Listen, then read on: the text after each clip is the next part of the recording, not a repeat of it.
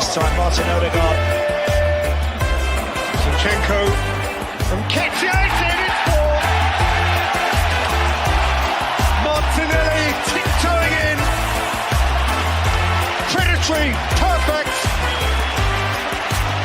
There is a gorgeous arrogance about Arsenal now. It really is. They are enjoying every second of this.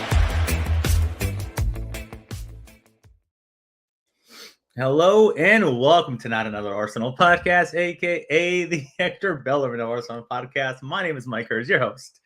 Today I am with Ars Bros Ryan, aka Ryan, just to chat about how the Arsenal season are going so far. Last time we were chatting with Nick and Chris, and we were having a great old time, top of the table, expanding the gap. I think we named that podcast Changing or Busting Narratives because we were doing so good. Fast forward just a mere few weeks, and here we are, just dropping points left, right, and center of the league. Things are getting a little bit tense. I think you could feel the tension at the Emirates, especially during this game versus United. I think things were a little tight, to say the very least, a little uptight. But then again, we got the Champions League that always cheers us up. I think probably I know the tournament is new and the format is new, but probably the first team to accomplish 8 out of 8 wins, if I'm not mistaken. I got to get on Blue Sky so I could follow Urbino with all the cool stats ever since he left Twitter. That way I could bring you guys all the cool stats like he used to do. So have no fear if I'm absent for a few weeks, guys. They haven't got me. I'm still here. Ryan, how's everything going, my friend? It was good until you started your monologue, and I finally saw the Madueke shot. Yeah. It was crazy. How bad it is. It's glorious how bad it is. Yes. Yeah. So for anybody, hey everybody. But yeah, I'm watching the game still, and there's 20 seconds left of stoppage time.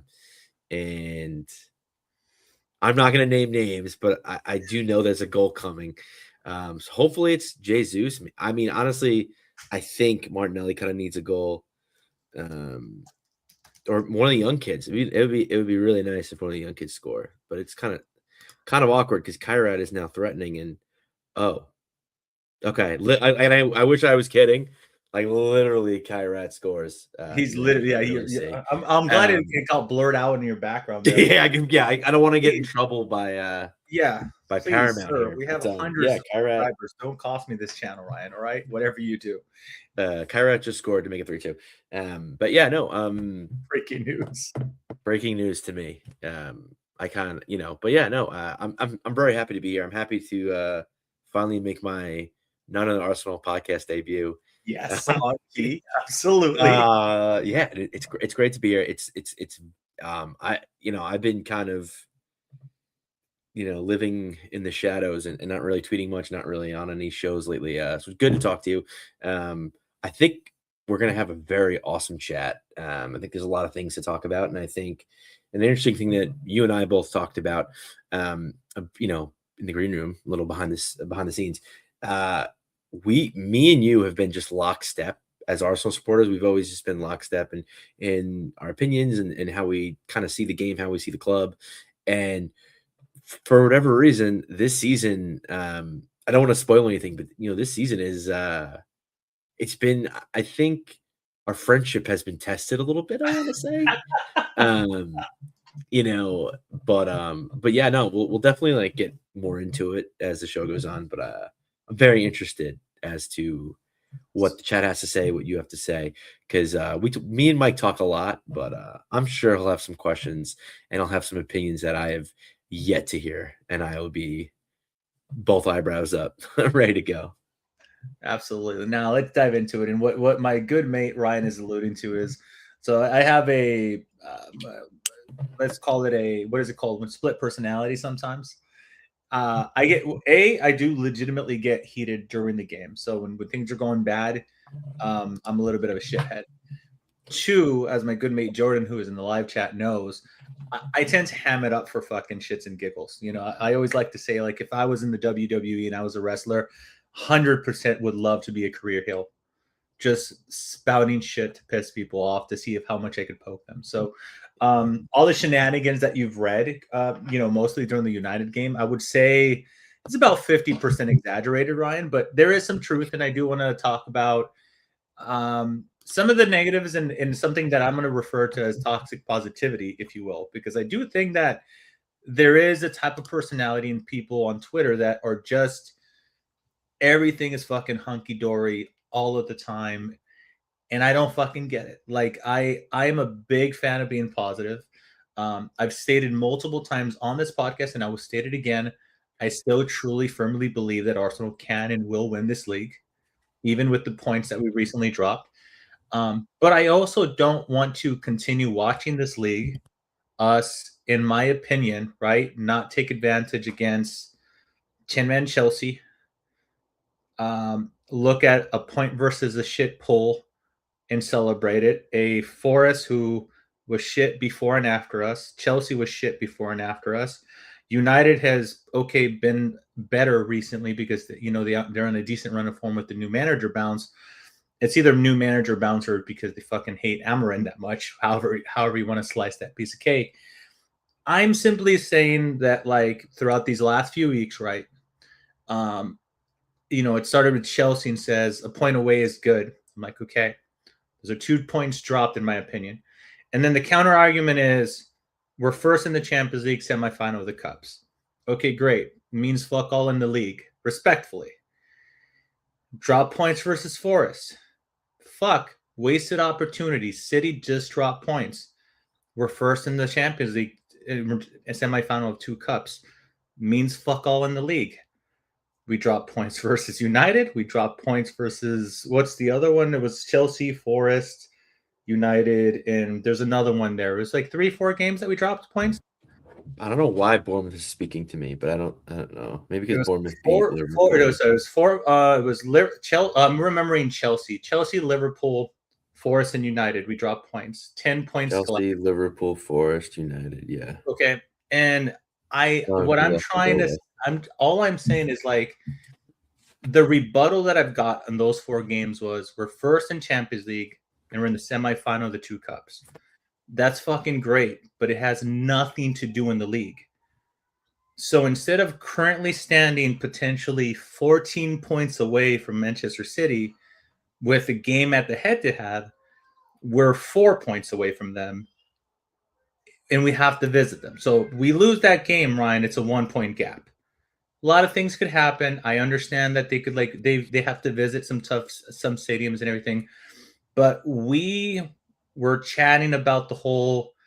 We have the tough away games in the beginning of the season, right? Like we knocked those out of the park. We put ourselves in such a good condition. It's difficult to lose the league. And what do? We respond by shitting the bed back to back at home, right? And so I'm trying to marry this where, yes, I'm remaining positive because I do think the team is capable of doing it. It does have the same quality. But at the same time, when all these bad results happen back to back to back, I can't simply say, who cares, we're undefeated in Champions League, because that's not the fucking tournament I'm watching at the weekend. So that's my whole thing. Like, I understand wanting to remain positive, but to completely hand wave and say, yes, we lost, but we're in first place, that does not mean a good thing happened at the weekend. That does not mean Liverpool 0-0, 1-1, whatever the shit it was. That's not a good result. We're first place, Forest 0-0. That is not a good result. Shit, Man United 3-2. That is not a good fucking result. Just all I'm asking for the toxic positivity on Twitter, as I'm framing it right now, is for fuck's sake, dude, just give me some emotion. Tell me it's a fucking bad performance. Like, for fuck's sake, you're talking to me like, well, we're in the semifinal of the Carabao Cup. Who fucking cares? We're playing the league this weekend. So that's my anger, my frustration. We're like, sometimes, Ryan, is I feel like people want to posture so much of saying I'm the ultra positive guy that, like, listen, if we had a shit performance, just call it a shit performance. That's literally all I'm asking here, Ryan. So where are you I know I went on there for a little bit, but like, how are you feeling on that? Like, does any of this make sense, or are you just like my good mate Jordan? Hashtag hers out. That's good. No, so it's interesting you bring that whole argument up because I compartmentalize every league, every tournament we're in. So like what you're saying, like I don't use like, oh, we went 8-0 in the Champions League group stages, so don't worry about this Man U boo boo. No, I mean I think every competition is different. I think when you look at the Carabao Cup, like for instance, we're not playing our strongest team, and if we make the finals, we might play our strongest team, but leading up to that, we're not going to do that. You look at Champions League, and I won't lie, I know how you are and how the show is, and I knew, and you even told me kind of when you're asking me to do this, like, oh, I didn't watch the game. Like, I still took notes on the game I watched. Yeah.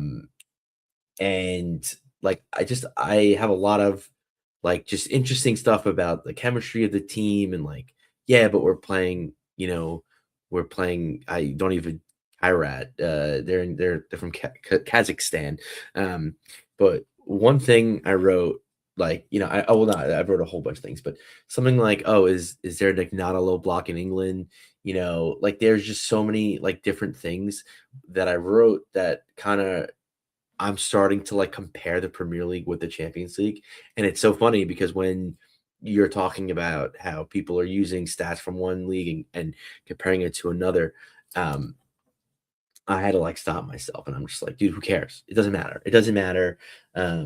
Like another thing, the penalty on Calafiori where they scored their first goal, I was like, well, that wouldn't be a penalty in the Premier League, even though it's definitely called. I mean, but I'm like, that's 100% a penalty in the Champions League. So yeah, I'm like, I end up like comparing things like that. But to use like stats and stuff, I mean, it's crazy because you have to compartmentalize because like everybody in the chat get used to this 'cause I'm going to talk in circles a lot, but like you have every tournament, every league we approach differently. Like the Carabao Cup, we're not playing our best team. FA Cup, we're probably not going to play our best team. Champions League, because I think the level of play is different because you're playing higher, you're playing teams that are better than the average Premier League team, but then you're also playing teams that are worse than Wolves. Yeah. So that's like you need to navigate that. You need to navigate like a play style, and then you obviously have the Premier League, which is gonna kind of take our focus because we're gonna play the most games in the Premier League than any other league. But yeah, no, I think something that I don't want to say I pride myself on, but I take every performance and I think difference is like, yeah, like I get angry after the performance, like the Man United thing and a chat that me and you are a part of. It turned into a debate and it got very interesting to see where people stood after the game. And I feel like the majority of people in the chat thought I was, and I don't think they thought I was toxic positivity. They thought I was being overly positive and glass half full. And I was actually very angry, and I was very upset with the performance. And I hate Man U. And something that I've kind of hung my hat on was I've always hated Man U more than Tottenham. Well, now Chelsea's kind of like came out of nowhere, and I hate Chelsea the most. But what it doesn't, that's besides the point. I was very angry with the game, but like I think I like, I yell. It's almost like being a parent. Like you yell at your kid, yell at your kid, yell at your kid, and then you're like, yeah, but like I still love you. Like I'm sorry I have to do this, but I still love you. I still care about you. And the I love you, I still care about you is like, well, we're still in first place. Like we're top of the league.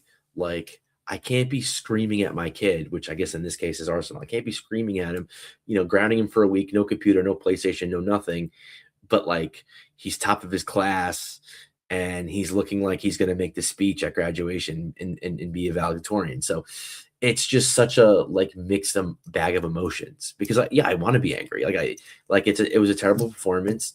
But then, I guess as someone who's, podcasted for so long and like takes notes during the games and stuff, I tend to break it down, and I think something that's not talked about enough, and I know I don't want to get into the Man United game, but something that's not talked about enough was how well prepared Man United were to play us, and how well they had a plan. They were well drilled, and they were just better than us. And sometimes that happens, and you're not gonna like, yeah, you can go invincible. I think we've proved that, the club, but we're not going to win 38 games. And I think there's always going to be hiccups. You're not going to be on your game every day. And yeah, I mean, I'm sure we could probably break it down and get more into it. But yeah, I mean, long story short is I'm kind of like the dad who yells at his kid, and I'm like, yeah, but it's okay though. Like I tend to try to see the bigger picture, because if I stew in this Man United game, like some people do, and I'm not going to name names, but some people do on Twitter, or other places too, then I'm just going to give myself a heart attack.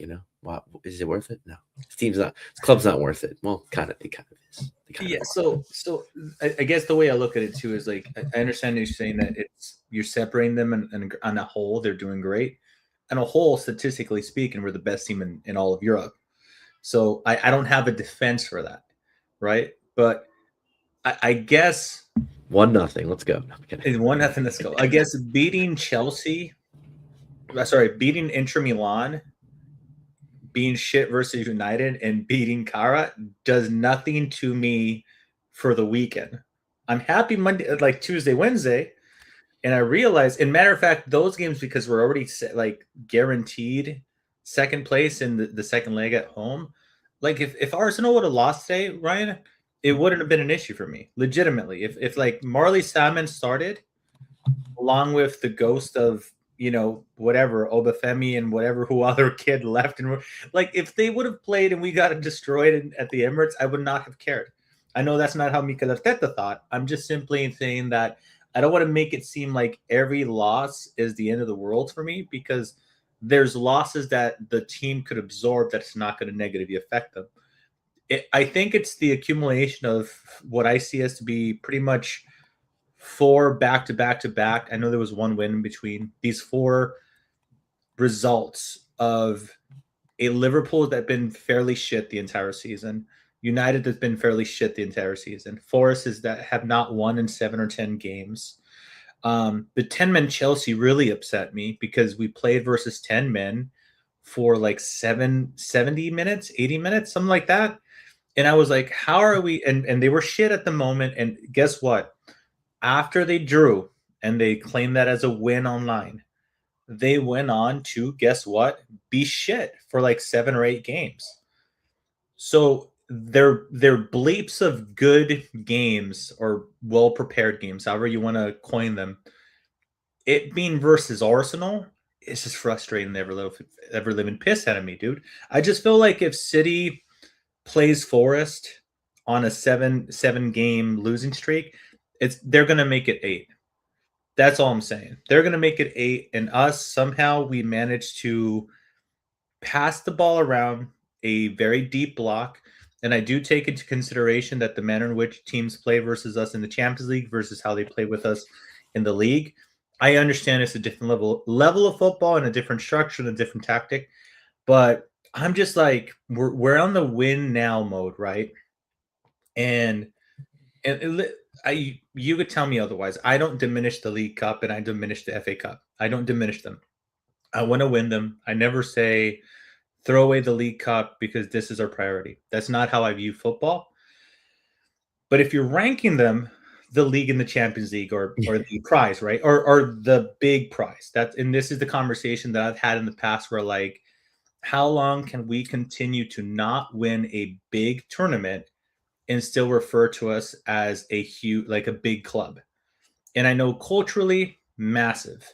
Internationally, massive. I understand that. But I'm just saying, on the pitch, if you're not winning the league or the Champions League, and if you're winning the League Cup and the FA Cup, you're a cup team. You're not an elite squad. And I truly believe that the club has done everything possible to win the league and the Champions League. They're on win now mode. After this summer, this has been the most quiet January of all of Arsenal football Twitter I've ever seen. Nobody's like, oh, for fuck's sake, dude, I almost forgot the transfer window was open. Other than like City buying players because I don't know, somebody has a fucking bruise and they're like, well, LOL, let's go spend 80 million. Right? Somebody has a migraine, so I guess we'll buy another striker or some shit, right? They operate like no other fucking club does. And I get that. We can't do that. I'm not expecting that to happen for us, right? But I can't escape the fact that like the Champions League is not guaranteed. No matter how good we did in the group stage, nothing is guaranteed. From now on, it's a knockout stage. We saw PSG finish in some of the lowest ranking places last year and knock out a prime Liverpool. So the fact that we're first guarantees us sweet fuck off in the semi last 16, the quarterfinals, semifinals, offers us nothing. And on top of that, we threw away the potentially 9-point gap we could have had, and then it got diminished to 7, and then it got diminished to 4. So if we finish the season with 2 cups and no league and Champions League, it's just for shits and giggles. What is your interpretation? Do you think that the club achieved what they sought out to do this season? Do you feel like that's a successful season?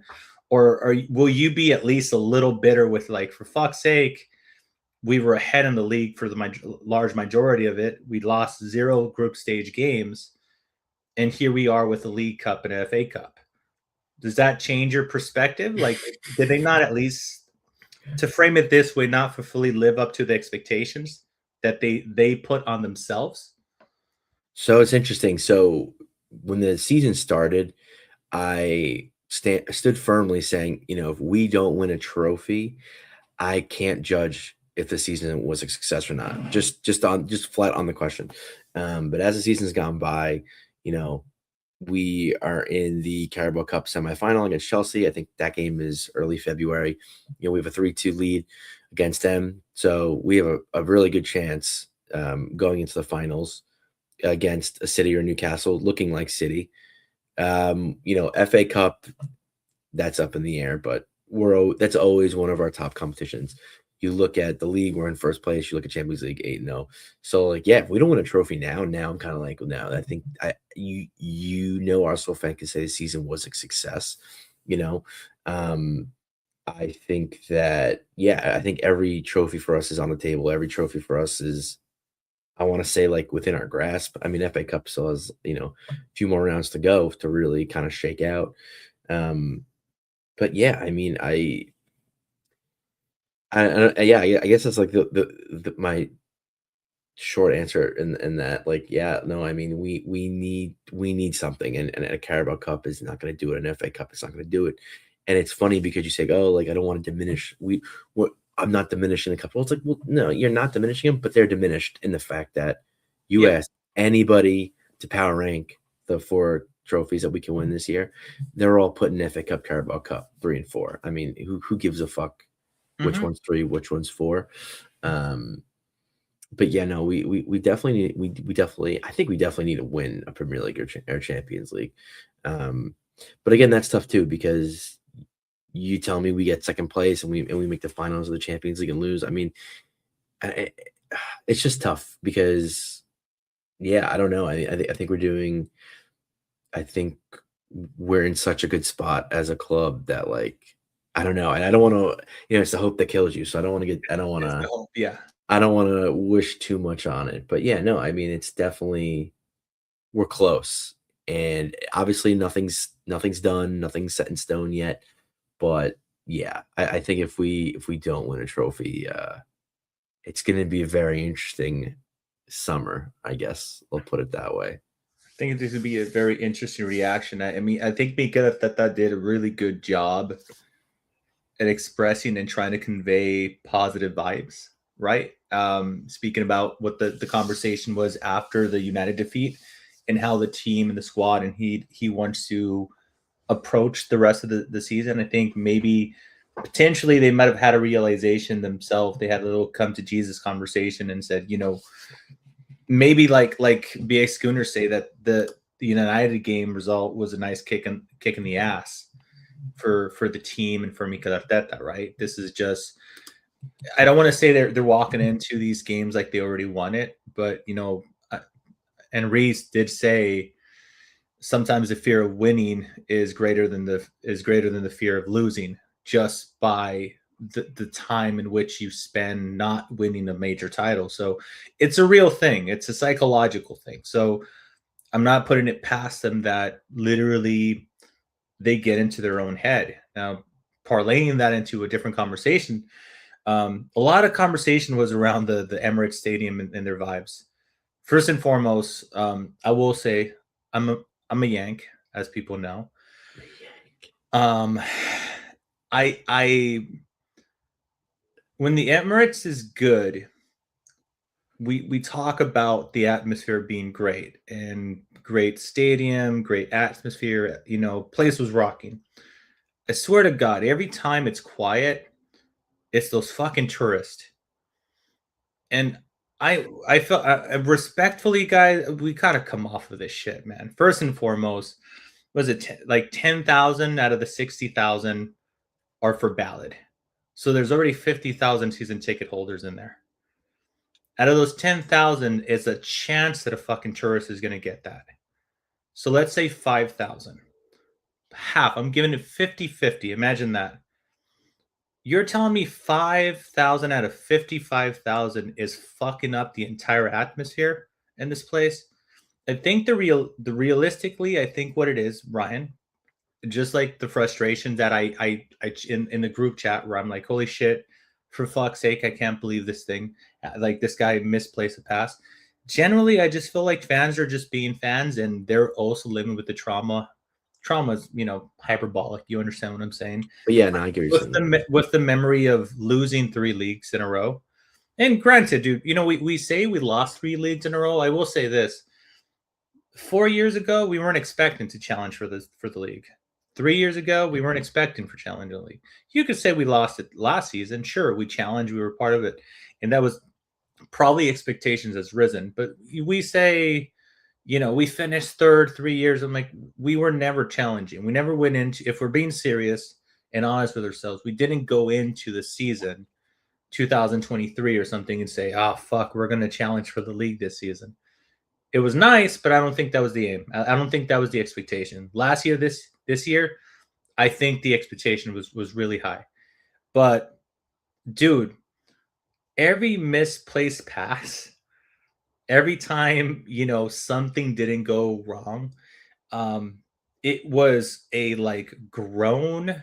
It was like a, for fuck's sake. And you and I were just talking about, you kind of referred and alluded to positive reinforcement just a little bit ago, right? This is like you watching your honor roll student, him reading and saying, pendejo, you fucking idiot, you messed up on that fucking word when you were reading it. Bro, the Emirates Stadium was fucking hard on them. So here's my counterpoint to all of those people that say, I didn't pay to watch shit football. In my perspective, you pay your entry fee to support. There is no obligation in a live sport to entertain you. If you pay your ticket to go to a circus, that is a scripted show. Expect a fucking entertainment. You pay your ticket to go to a fucking movie, expect some entertainment. A concert, expect entertainment. You are paying for a live event. You don't get to go in with your expectations and say they're going to entertain me, because get what? There's another coach with another 11 players that are trying to shit on your dream of entertainment. So entertainment, in my opinion, it's not guaranteed. So, and I don't boo teams. Even when I go watch my little Quakes here, who have traditionally been absolutely dog shit for the last fucking decade, I don't go there and whistle and boo them. Now, granted, I go in there and I know that they're shit. And, Emirates Stadium, they go there and they're saying, hey, fuck, we're title contenders. And I understand that they're upset. But I just can't imagine the team, or I can't imagine Mikel Arteta was thrilled with the atmosphere. So, justified, Ryan, for the boos and the whimpers and the moans, or are you kind of on my side where you're like, hey man, you're there to support? I'm glad we're not at complete opposite ends of everything. No, yeah. So it's funny. I want to say it was the last show the bearded Gooner and I did. We talked about atmosphere, and I was nervous, and I didn't know if I wanted to come out and say it, but I said it, and I'm going to stand by it. I don't think the Emirates is a top 10 atmospheric place in the Premier League. I don't think it's high at all. Um, and yeah, like I get it. I get that, there's again, can't really think of a better word, but trauma. You do have some kind of trauma. So I understand, that side of the coin. I've been to a lot of live sporting events across different sports, for different teams that I support. And I one thing I will say is the way I watch my team on television and the way I watch my team when I'm there live is completely different. And it's tough because I don't expect everyone to be like that. But that's just how I am. Like, I'm not going to boo. I'm the same way. I'm not going to boo. I'm not going to say this. Yeah, I'm going to be upset when we misplace a pass. Yeah, I'm going to be upset when, we sky a shot. But it's not a boo. It's not a, oh, come on, man. Am I gonna be like that when I'm watching at a bar or at my house on television? Yeah, I'm gonna be like, Martinelli, what are you doing? Gilchrist, you have to score that. But yeah, I think I guess the way I've been brought up, I've always been, support the team no matter what when you're there live, because the team feeds off the crowd. It's a thing. And it's also really tough when you watch, and I love the Bundesliga.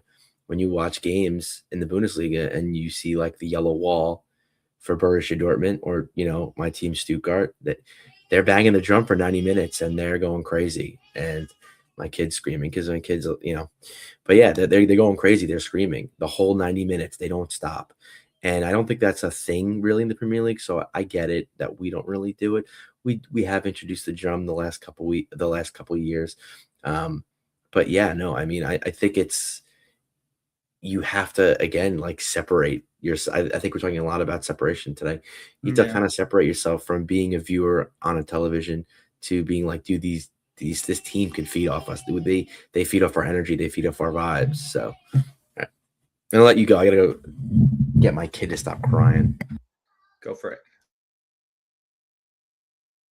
There's some live reaction thing because we don't get to we normally have the my child screaming at the door, pounding on the thing, but as he grows up, he's slightly less dependent. But Ryan's precious little baby boy is a little bit younger. He's a little bit more dependent of daddy. So probably gonna go check up on him, make sure mommy is around to take care of the baby boy. So we'll see how things play out on that end. A few just touching up on some things. I know I told Ryan that we weren't going to touch up on a lot of the games, but the Calafiori, just on the ref thing and how things are different in English versus how they're different in Champions League.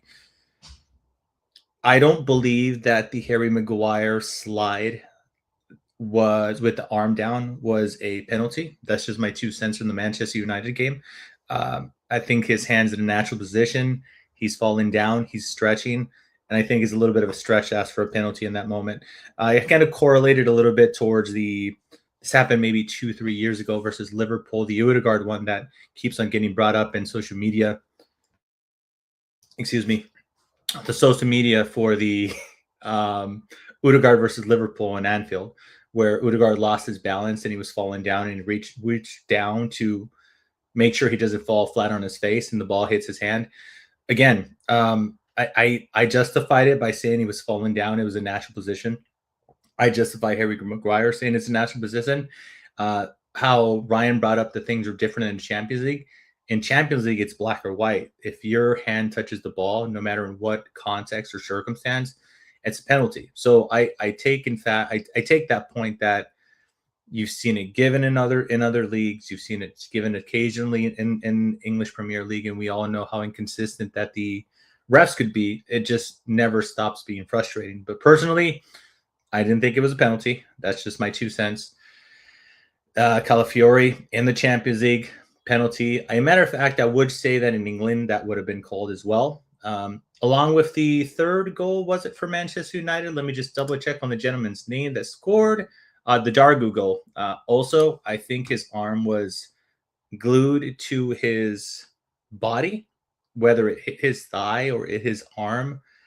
I don't think it made a major impact in the trajectory of the ball, and he struck it fucking nicely. It was beautiful. It was a nice shot. It is what it is.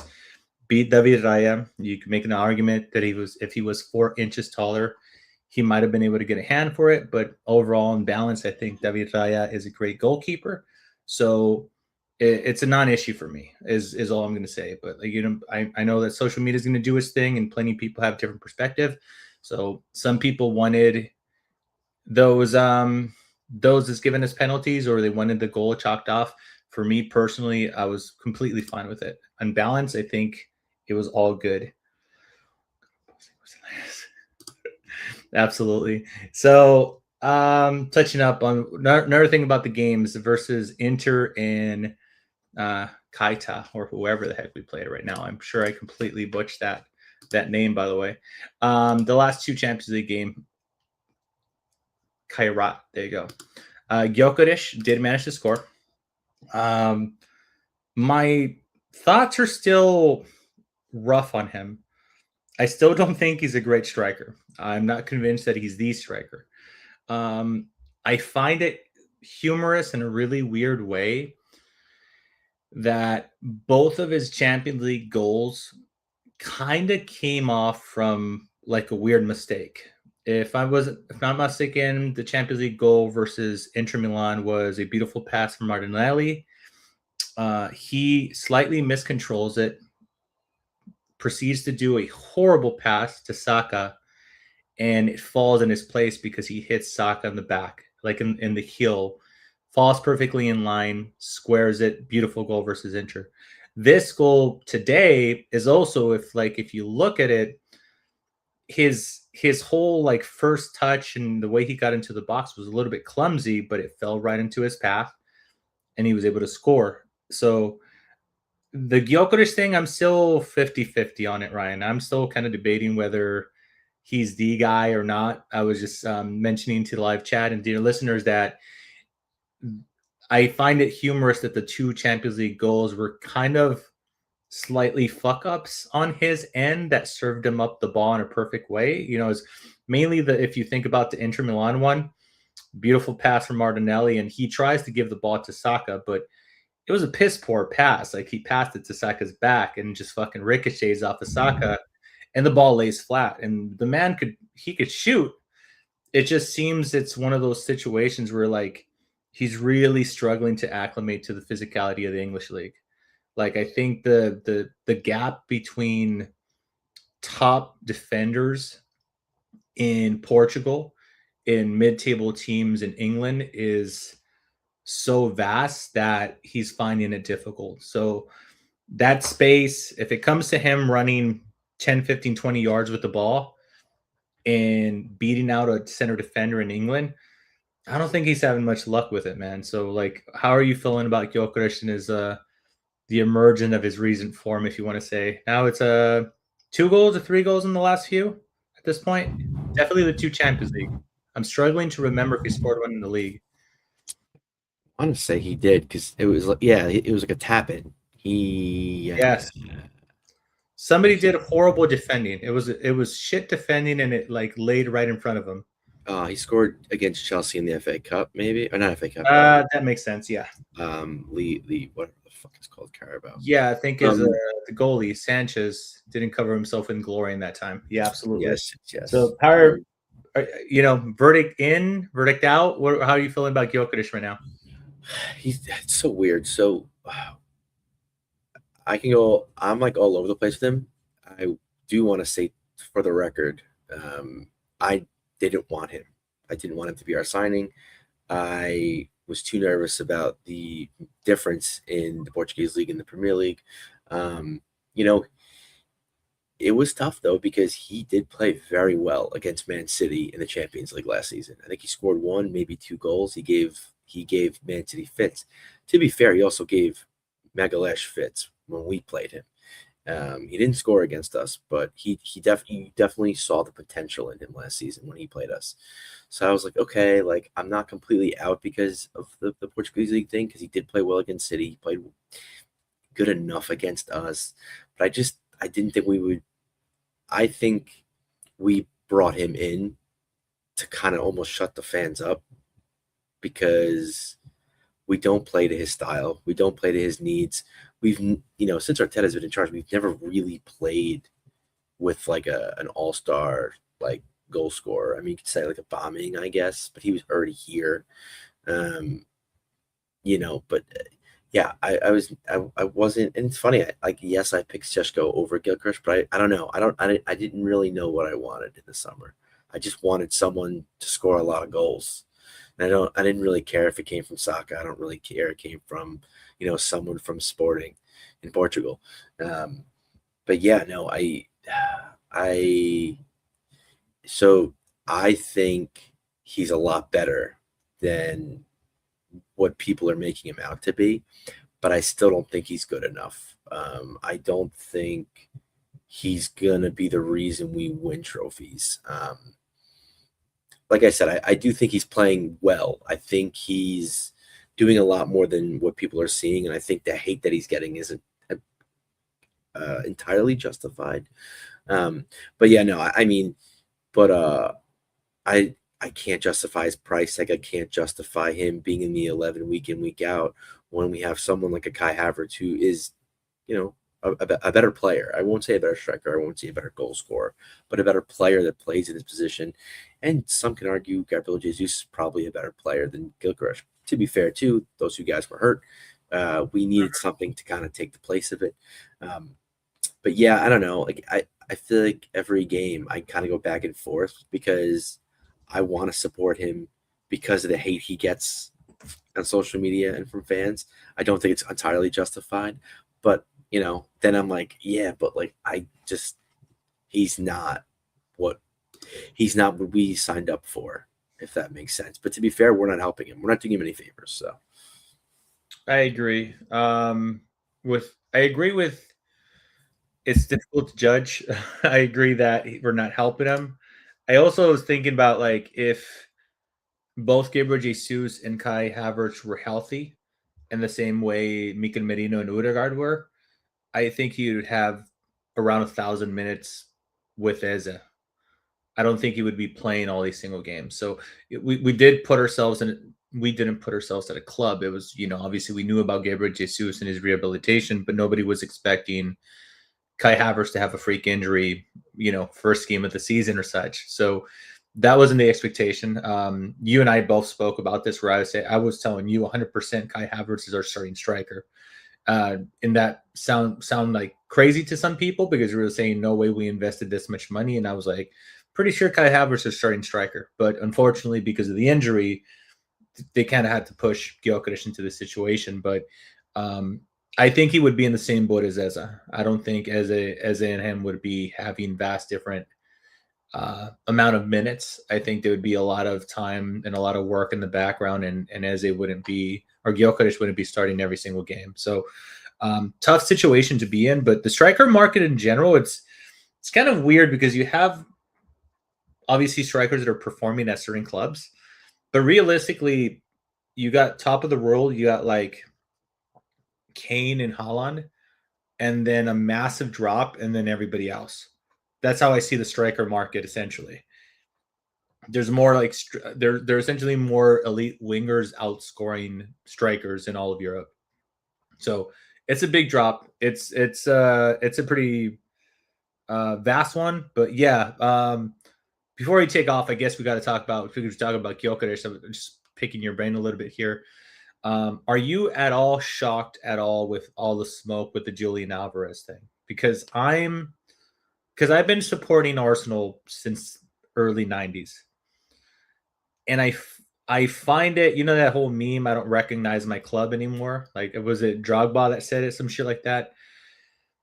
In a million years, even with the departure of Gabriel Jesus, which is kind of expected, and Sporty J kind of said, Gabriel Jesus really wants a spot in the World Cup, and hopefully, I'm with Sporty J in the live chat.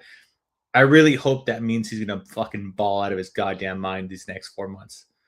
Like if he just balls out and scores like 12 goals or some shit in the second half of the season, and he's off to Brazil after this season, I feel like everybody is aware that most likely he's going to leave. But even with his departure, I don't know what club this is that spends 55, 60, whatever it is on Gyökeres one season, and the next season they buy Julian Alvarez for allegedly 100 million, which they're not above spending 100 million if they really like the player. So that aspect, I don't think 100 million is quote too much for them.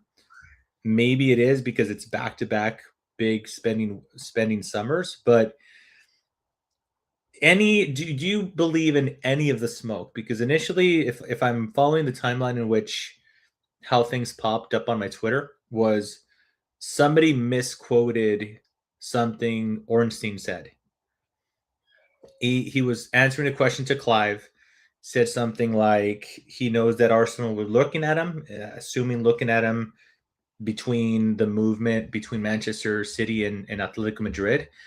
I think he said they monitored him and wouldn't surprise if they tried to look at him again.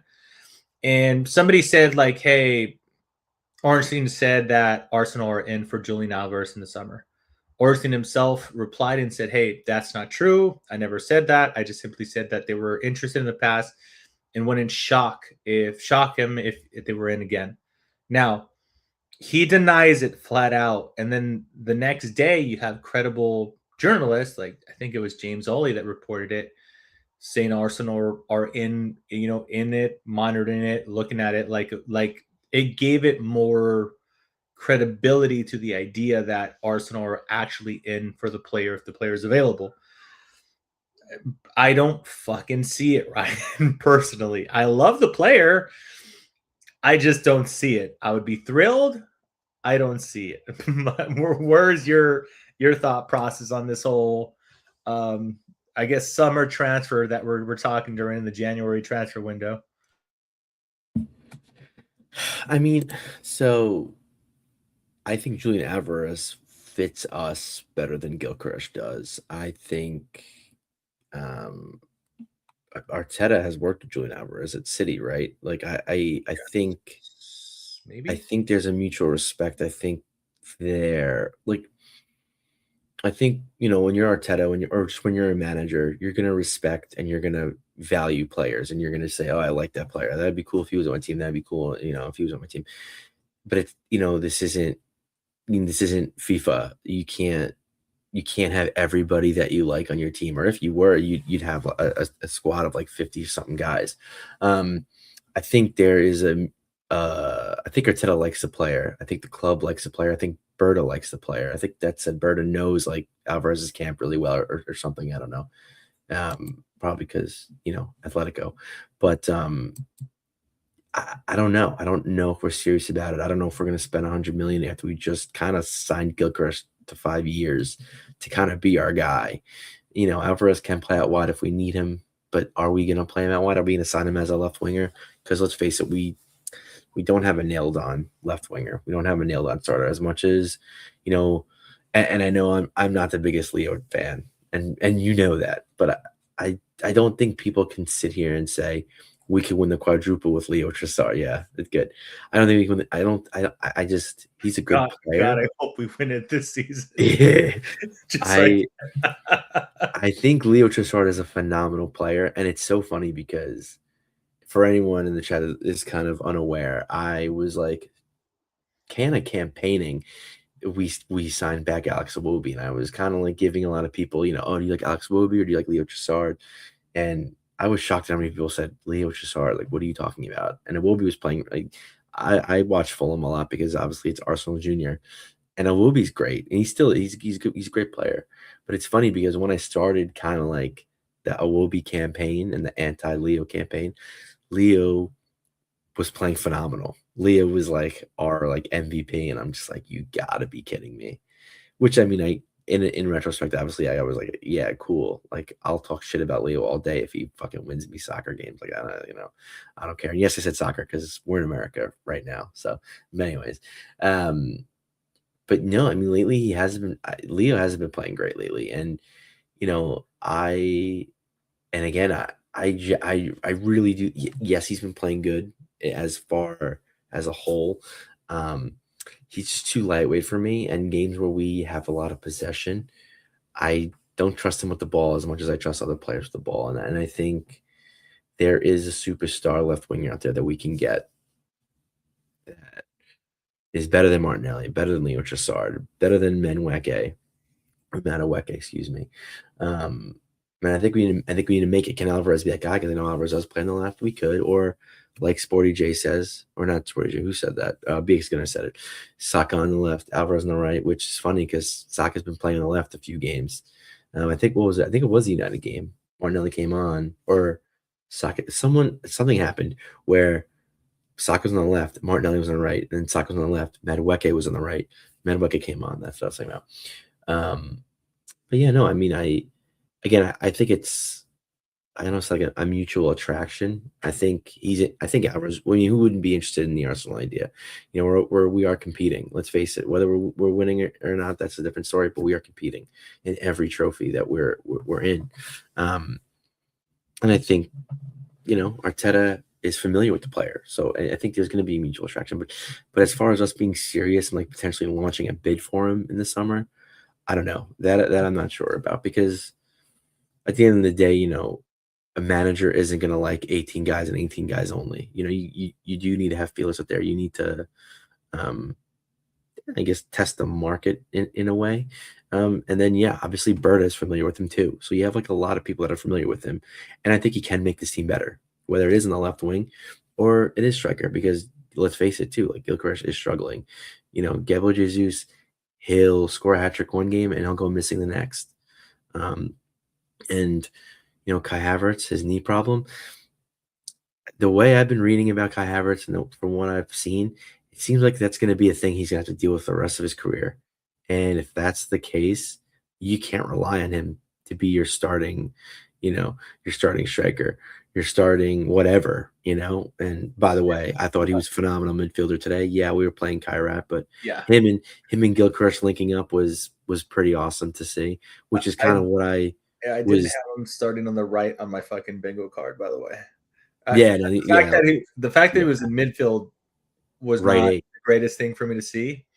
And then he wasn't on the left, right. I'm traditionally kind of getting used to seeing him, and then he's on the right, and I was like, okay, I'm confused now. But he had a great first half performance, and I mean, you could split this or overanalyze or underanalyze this as much as you want, but like I think like literally all of our big chances created were in the first half when Kai Havertz in midfielder, and we got like a grand total of right around 0 when it was Odegaard.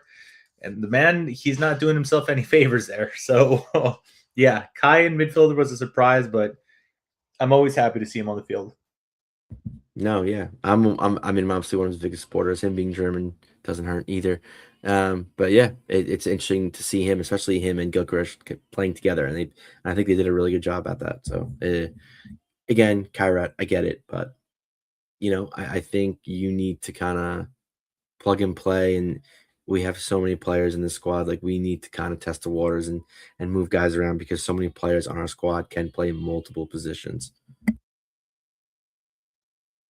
Yeah, so interesting. Just I just thought the links were, you know, like I said, when Ornstein dismissed them, and I was kind of like, that makes sense. That's that. And then the fact that the stories continued on for the next day or two, it just kind of gave me a little whoa moment. I was just kind of like surprised about that. Just on the Wobie thing, this is just one of my favorite hobby horses, because it was a quiet January, and obviously Ethan Winery recently left. I have this thing now, and I truly believe this, where like, you know, Mikel Arteta does not like super highly offensive players that can't defend. And this isn't the first time I've said this, but like I've always hyperbolic my always statement, but I always kind of use this statement and say like prime Messi wouldn't have a spot in Arteta starting 11, because he doesn't track back enough. And it is frustrating to me. And I've come a long way, because anybody that's been listening to this podcast for more than the last, you know, beginning of the season knows that last season I was upset that we went into the season as with only Ethan Winery as backup for Martin Rudegaard. I've seen him play. He seems like an incredible talent. He has a unique set of skills. And with the arrival of Eze, I'm sure that had a massive impact on him, right? And Merino also plays in midfield, and he wasn't getting the minutes, and then he leaves, and different league and everything. But he has this thing where he creates shots. He'll create a shot. He has the confidence to have a go at it, and I love that about him. And when we're playing shitty defensive low blocks, and I'm watching the entirety of our team just horseshoe the shit out of this ball, back and forth, trying to create space. And I'm just thinking, like, fuck, Ethan would have just had a shot already. And sure enough, first game, just to add to the fucking, to the narrative, first game, what does he do? Grabs it, runs a few yards, surprise, surprise, takes a shot from outside. And just sometimes I wish that our players would do that so much more, but I do think that sometimes Mikel Arteta is so desperate to not lose possession that he almost coaches the team not to do that. Because I just feel like it's really rare, Ryan. So you mentioned Iwobi, and I just think Iwobi's a really talented player going forward. Doesn't track back enough, would never make it. Waneri, incredible talent going forward. Doesn't track back. People might think I'm crazy to say writing's on the wall, but I think writing's on the wall for him. I don't think he's going to be a long-term Arsenal player. I would absolutely love to be wrong. I just don't see it. So there's something about that where I keep on saying, like, ultimately, I wish Mikel Arteta, at least from the outside, my perspective of him is he valued offensive players as much as he does the defensive side of things. I understand that the off the ball thing it's important, but Waneri's not Salah, right? But Salah at Liverpool is just told, no, you go score goals. Who gives a shit about backtracking? And I'm not saying Ethan Waneri has the stature of Salah in the game, but I'm just saying if you have a fucking player that's really fucking good at kicking the ball inside the net from outside the box against deep blocks, let him not defend. Just throwing that out there instead of like fucking horseshoeing the shit out of it, trying to make a fancy pass inside once the entire fucking box is crowded, because teams are setting up against us with like fucking 6 players. And I understand that it's a tactic. They're allowed to do it, and I don't give a shit. I don't like, oh my God, why don't they open up more for us? Because they know what we offer and they know what we could do.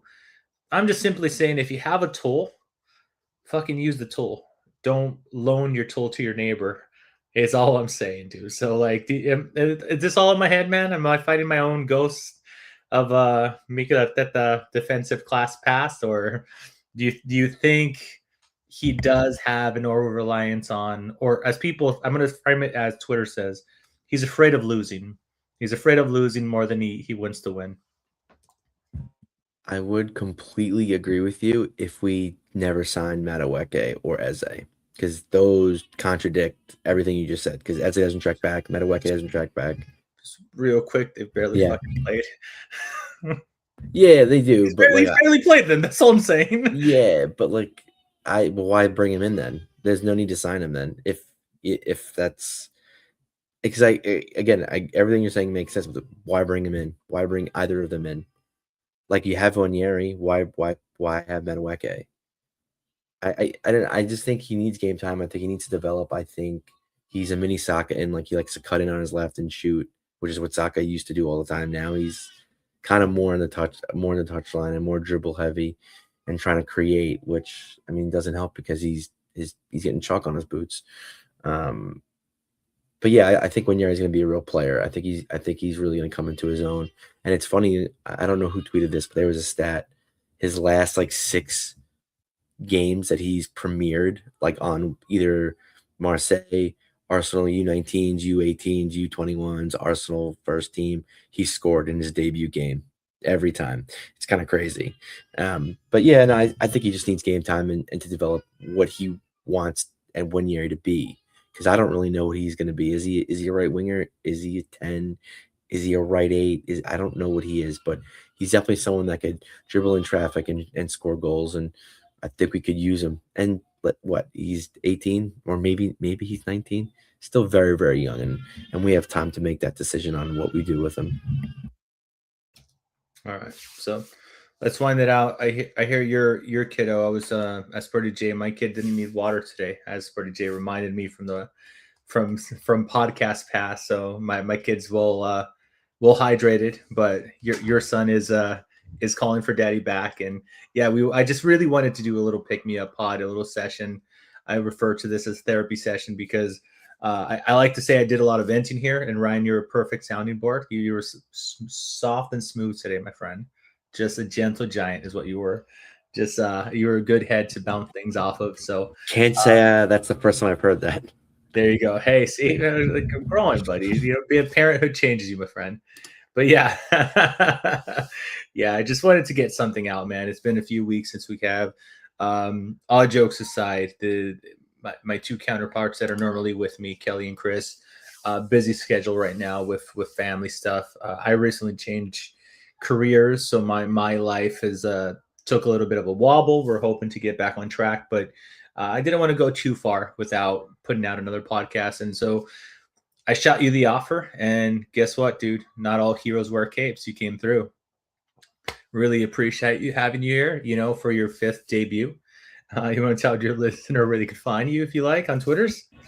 Yeah, at RSBros Ryan. I haven't been tweeting lately, but I always tell myself I want to get back into it. I want to start doing it.